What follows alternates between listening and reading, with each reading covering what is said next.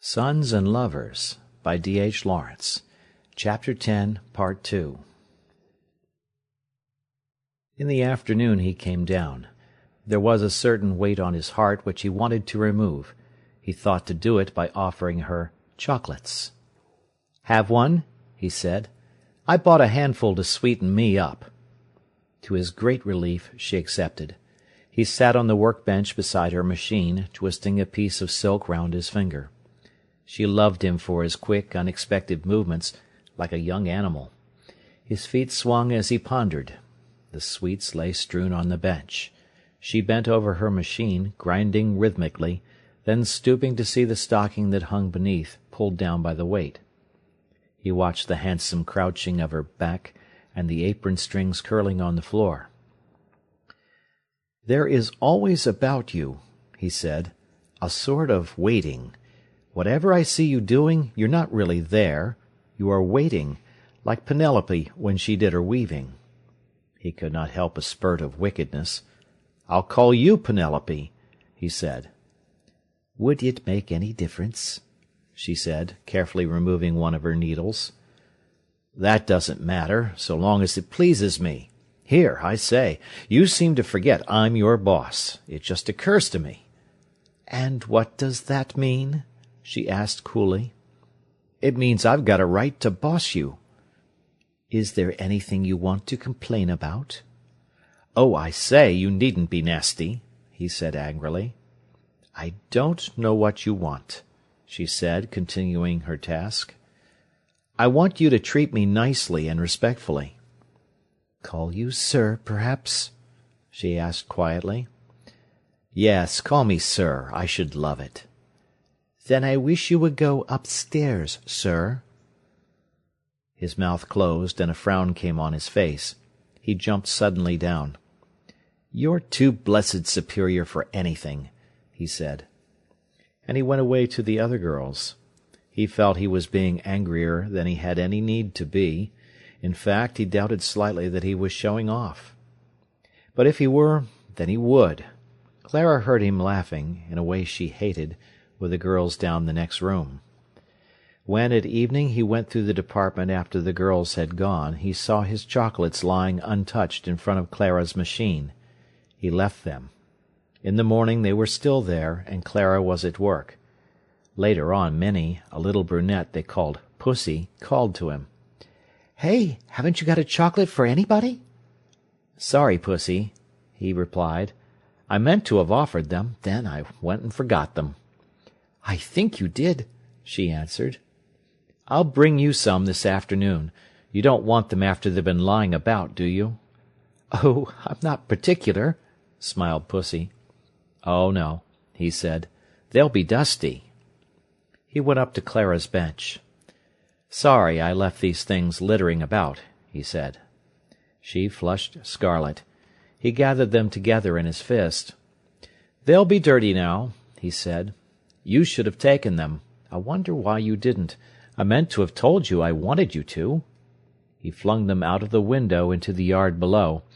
He just glanced at her. She winced from his eyes. In the afternoon he brought another packet. "Will you take some?" he said, offering them first to Clara. "These are fresh." She accepted one and put it on the bench. "Oh, take several, for luck," he said. She took a couple more and put them on the bench also. Then she turned in confusion to her work. He went on up the room. "Here you are, Pussy," he said. "Don't be greedy." "Are they all for her?" cried the others, rushing up. "Of course they're not," he said. The girls clamoured round. Pussy drew back from her mates. "Come out!" she cried. "I can have first pick, can't I, Paul?" "Be nice with 'em," he said, and went away. "You are a dear," the girls cried. "10 pence," he answered. He went past Clara without speaking. She felt the 3 chocolate creams would burn her if she touched them. It needed all her courage to slip them into the pocket of her apron. The girls loved him and were afraid of him. He was so nice while he was nice, but if he were offended, so distant, treating them as if they scarcely existed, or not more than the bobbins of thread. And then, if they were impudent, he said quietly, "Do you mind going on with your work?" and stood and watched. When he celebrated his 23rd birthday, the house was in trouble. Arthur was just going to be married. His mother was not well. His father, getting an old man, and lame from his accidents, was given a paltry, poor job. Miriam was an eternal reproach. He felt he owed himself to her, yet could not give himself. The house, moreover, needed his support. He was pulled in all directions. He was not glad it was his birthday. It made him bitter. He got to work at 8 o'clock. Most of the clerks had not turned up. The girls were not due till 8:30. As he was changing his coat, he heard a voice behind him say, "Paul, Paul, I want you." It was Fanny, the hunchback, standing at the top of her stairs, her face radiant with a secret. Paul looked at her in astonishment. "I want you," she said. He stood at a loss. "Come on," she coaxed. "Come before you even begin on the letters." He went down the half-dozen steps into her dry, narrow, finishing-off room. Fanny walked before him. Her black bodice was short, the waist was under her armpits, and her green-black cashmere skirt seemed very long as she strode with big strides before the young man, himself so graceful. She went to her seat at the narrow end of the room, where the window opened on to chimney-pots. Paul watched her thin hands and her flat red wrists as she excitedly twitched her white apron, which was spread on the bench in front of her. She hesitated. "You don't think we'd forgotten you?" she asked, reproachful. "Why?" he asked. He had forgotten his birthday himself. "Why, he says, why? Why, look here!" She pointed to the calendar, and he saw, surrounding the big black number 21, hundreds of little crosses in black lead. "Oh, kisses for my birthday," he laughed. "How did you know?" "Yes, you want to know, don't you?" Fanny mocked, hugely delighted. "There's one from everybody, except Lady Clara, and 2 from some, but I shan't tell you how many I put." "Oh, I know, you're spoony," he said. "There you are mistaken," she cried, indignant.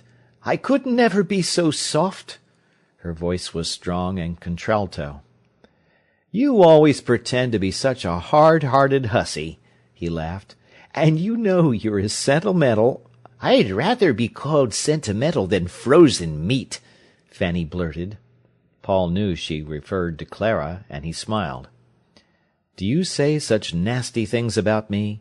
he laughed. "No, my duck," the hunchback woman answered, lavishly tender. She was 39. "No, my duck, because you don't think yourself a fine figure in marble, and us nothing but dirt. I'm as good as you, aren't I, Paul?" And the question delighted her. "Why, we're not better than one another, are we?" he replied. "But I'm as good as you, aren't I, Paul?" she persisted daringly. "Of course you are. If it comes to goodness, you're better." She was rather afraid of the situation. She might get hysterical. "I thought I'd get here before the others. Won't they say I'm deep? Now, shut your eyes," she said. "And open your mouth and see what God sends you," he continued, suiting action to words, and expecting a piece of chocolate. He heard the rustle of the apron, and a faint clink of metal. "I'm going to look," he said. He opened his eyes. Fanny, her long cheeks flushed, her blue eyes shining, was gazing at him. There was a little bundle of paint tubes on the bench before him. He turned pale. "No, Fanny," he said quickly. "From us all," she answered hastily. "No, but are they the right sort?" she asked, rocking herself with delight. "Jove, they're the best in the catalogue." "But they're the right sorts," she cried. "They're off the little list I'd made to get when my ship came in." He bit his lip. Fanny was overcome with emotion. She must turn the conversation.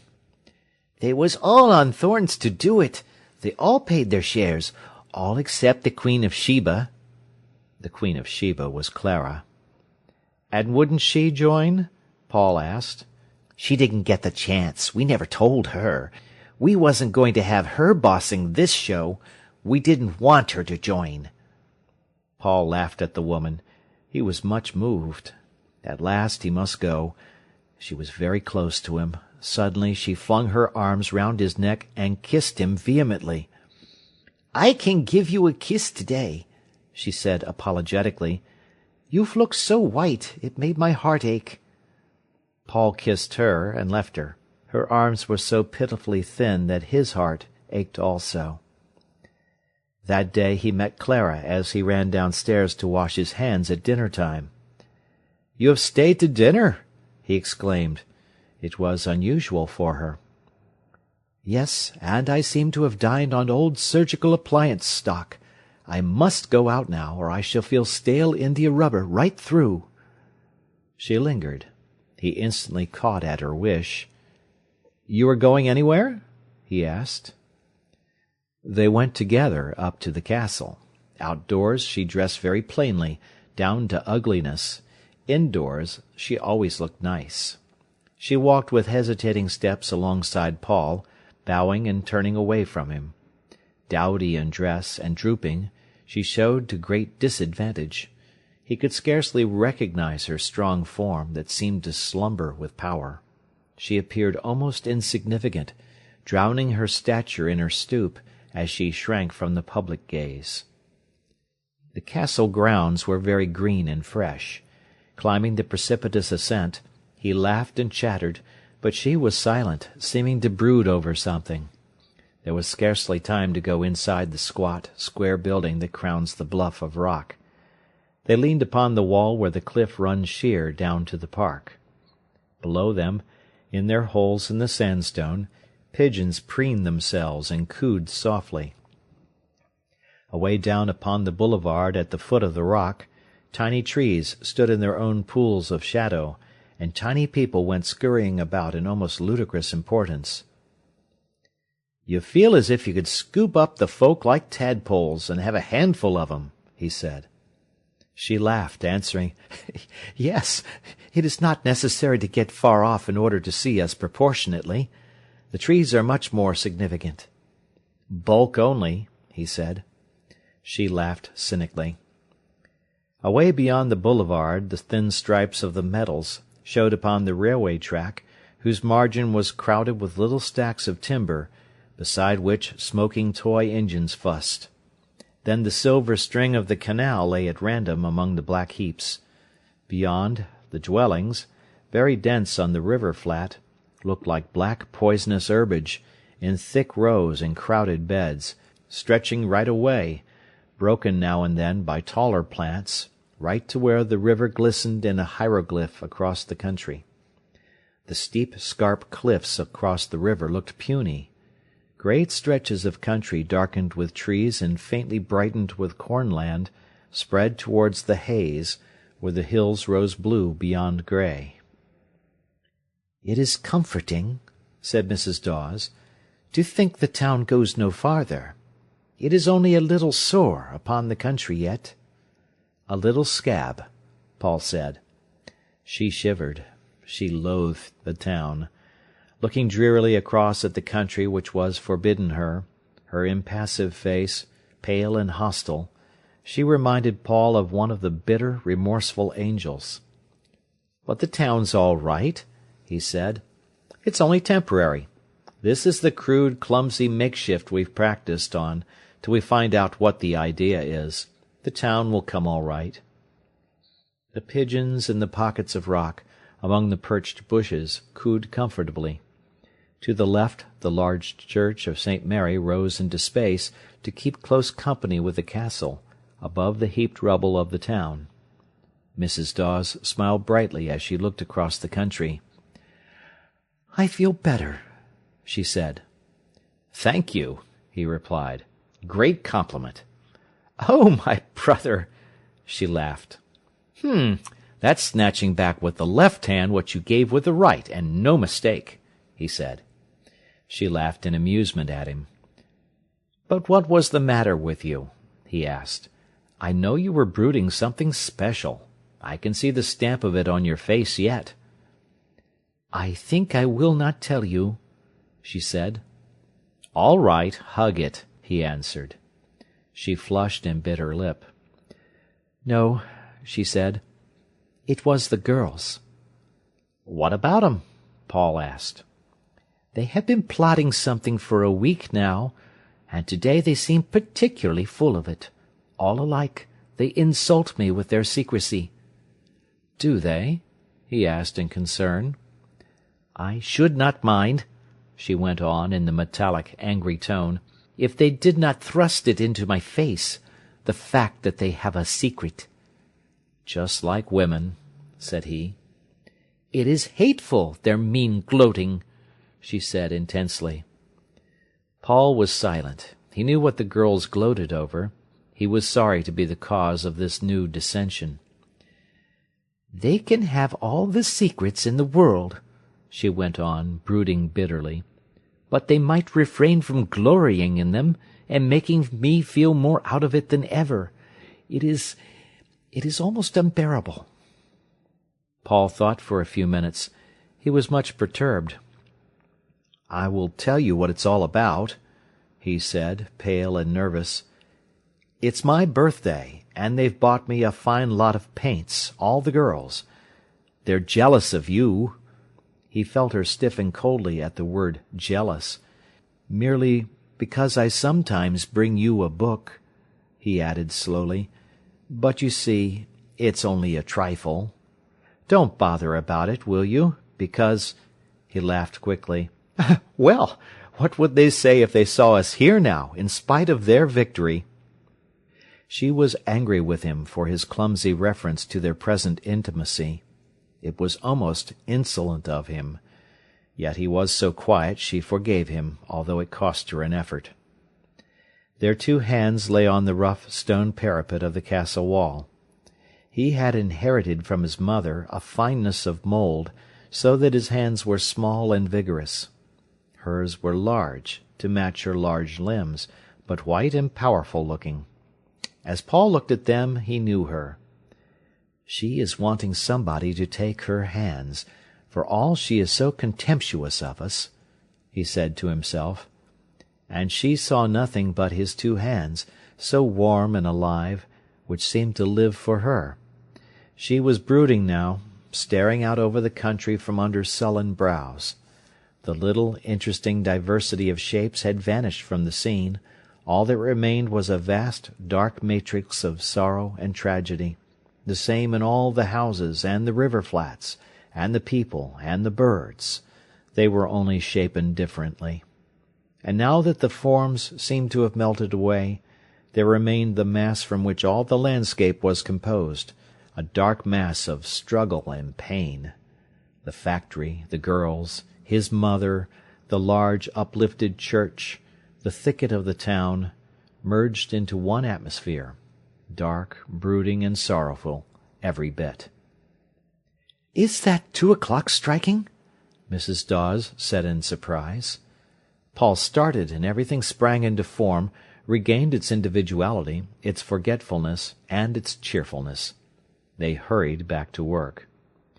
When he was in the rush of preparing for the night's post, examining the work up from Fanny's room, which smelt of ironing, the evening postman came in.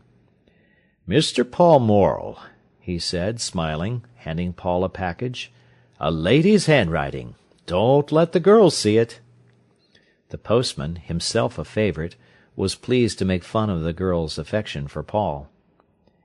It was a volume of verse with a brief note. "You will allow me to send you this, and so spare me my isolation. I also sympathize and wish you well. C.D." Paul flushed hot. "Good Lord, Mrs. Dawes! She can't afford it. Good Lord, who'd ever have thought it?" He was suddenly intensely moved. He was filled with the warmth of her. In the glow he could almost feel her as if she were present, her arms, her shoulders, her bosom, see them, feel them, almost contain them. This move on the part of Clara brought them into closer intimacy. The other girls noticed that when Paul met Mrs. Dawes, his eyes lifted and gave that peculiar bright greeting which they could interpret. Knowing he was unaware, Clara made no sign, save that occasionally she turned aside her face from him when he came upon her. They walked out together very often at dinner-time. It was quite open, quite frank. Everybody seemed to feel that he was quite unaware of the state of his own feeling, and that nothing was wrong. He talked to her now with some of the old fervour with which he had talked to Miriam, but he cared less about the talk. He did not bother about his conclusions. One day in October they went out to Lambley for tea. Suddenly they came to a halt on top of the hill. He climbed and sat on a gate. She sat on the stile. The afternoon was perfectly still, with a dim haze and yellow sheaves glowing through. They were quiet. "How old were you when you married?" he asked quietly. 22. Her voice was subdued, almost submissive. She would tell him now. "It is 8 years ago?" "Yes." "And when did you leave him?" 3 years ago. 5 years. Did you love him when you married him?" She was silent for some time. Then she said slowly, "I thought I did, more or less. I didn't think much about it. And he wanted me. I was very prudish then." "And you sort of walked into it without thinking?" "Yes. I seem to have been asleep nearly all my life." "Somnambule! But when did you wake up?" "I don't know that I ever did, or ever have, since I was a child." "You went to sleep as you grew to be a woman? How queer! And he didn't wake you?" "No, he never got there," she replied in a monotone. The brown birds dashed over the hedges where the rose-hips stood naked and scarlet. "Got where?" he asked. "At me. He never really mattered to me." The afternoon was so gently warm and dim. Red roofs of the cottages burned among the blue haze. He loved the day. He could feel, but he could not understand, what Clara was saying. "But why did you leave him? Was he horrid to you?" She shuddered lightly. He sort of degraded me. He wanted to bully me because he hadn't got me. And then I felt as if I wanted to run, as if I was fastened and bound up. And he seemed dirty." "I see." He did not at all see. "And was he always dirty?" he asked. "A bit," she replied slowly. "And then he seemed as if he couldn't get at me, really. And then he got brutal. He was brutal." "And why did you leave him finally?" Because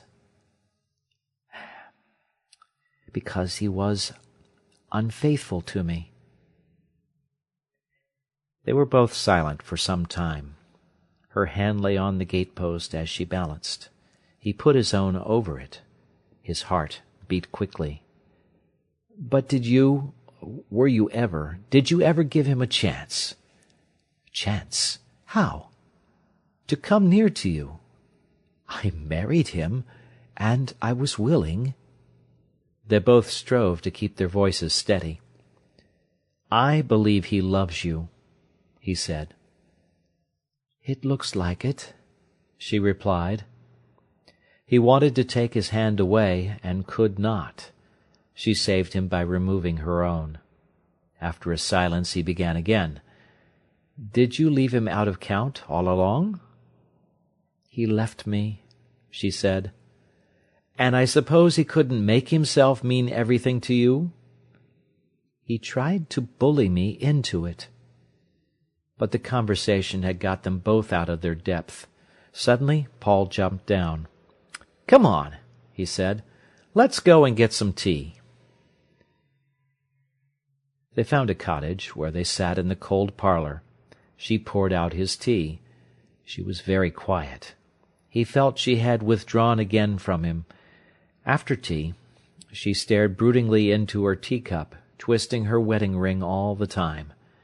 In her abstraction she took the ring off her finger, stood it up, and spun it upon the table. The gold became a diaphanous, glittering globe. It fell, and the ring was quivering upon the table. She spun it again and again. Paul watched, fascinated. But she was a married woman, and he believed in simple friendship, and he considered that he was perfectly honourable with regard to her. It was only a friendship between man and woman, such as any civilized persons might have. He was like so many young men of his own age. Sex had become so complicated in him that he would have denied that he ever could want Clara or Miriam, or any woman whom he knew. Sex desire was a sort of detached thing that did not belong to a woman. He loved Miriam with his soul. He grew warm at the thought of Clara. He battled with her. He knew the curves of her breast and shoulders as if they had been moulded inside him, and yet he did not positively desire her. He would have denied it for ever. He believed himself really bound to Miriam. If ever he should marry, sometime in the far future, it would be his duty to marry Miriam. That he gave Clara to understand, and she said nothing, but left him to his courses. He came to her, Mrs. Dawes, whenever he could. Then he wrote frequently to Miriam, and visited the girl occasionally. So he went on through the winter, but he seemed not so fretted. His mother was easier about him. She thought he was getting away from Miriam. Miriam knew now how strong was the attraction of Clara for him, but still she was certain that the best in him would triumph. His feeling for Mrs. Dawes, who, moreover, was a married woman, was shallow and temporal compared with his love for herself. He would come back to her, she was sure, with some of his young freshness gone, perhaps, but cured of his desire for the lesser things which other women than herself could give him. She could bear all if he were inwardly true to her and must come back. He saw none of the anomaly of his position. Miriam was his old friend, lover, and she belonged to Bestwood and home and his youth. Clara was a newer friend, and she belonged to Nottingham, to life, to the world. It seemed to him quite plain. Mrs. Dawes and he had many periods of coolness, when they saw little of each other, but they always came together again. "Were you horrid with Baxter Dawes?" he asked her. It was a thing that seemed to trouble him. "In what way?" "Oh, I don't know. But weren't you horrid with him? Didn't you do something that knocked him to pieces?" "What, pray?" "Making him feel as if he were nothing.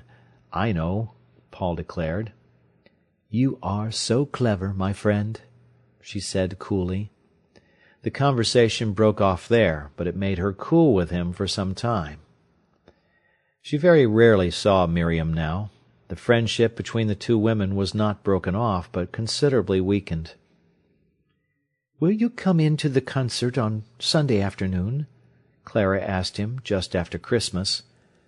"I promised to go up to Willey Farm," he replied. "Oh, very well." "You don't mind, do you?" he asked. "Why should I?" she answered, which almost annoyed him. "You know," he said, "Miriam and I have been a lot to each other ever since I was 16. That's 7 years now." "It's a long time," Clara replied. "Yes, but somehow it doesn't go right." "How?" asked Clara. "She seems to draw me, and she wouldn't leave a single hair of me free to fall out and blow away. She'd keep it." "But you like to be kept." "No," he said, "I don't. I wish it could be normal, give and take, like me and you. I want a woman to keep me, but not in her pocket." "But if you love her, it couldn't be normal, like me and you." "Yes, I should love her better then. She sort of wants me so much that I can't give myself." "Wants you how?" "Wants the soul out of my body. I can't help shrinking back from her." "And yet you love her." "No, I don't love her. I never even kiss her." "Why not?" Clara asked. "I don't know." "I suppose you're afraid," she said. "I'm not. Something in me shrinks from her like hell. She's so good when I'm not good." "How do you know what she is?" "I do. I know she wants a sort of soul union." "But how do you know what she wants?" "I've been with her for 7 years." "And you haven't found out the very first thing about her." "What's that?"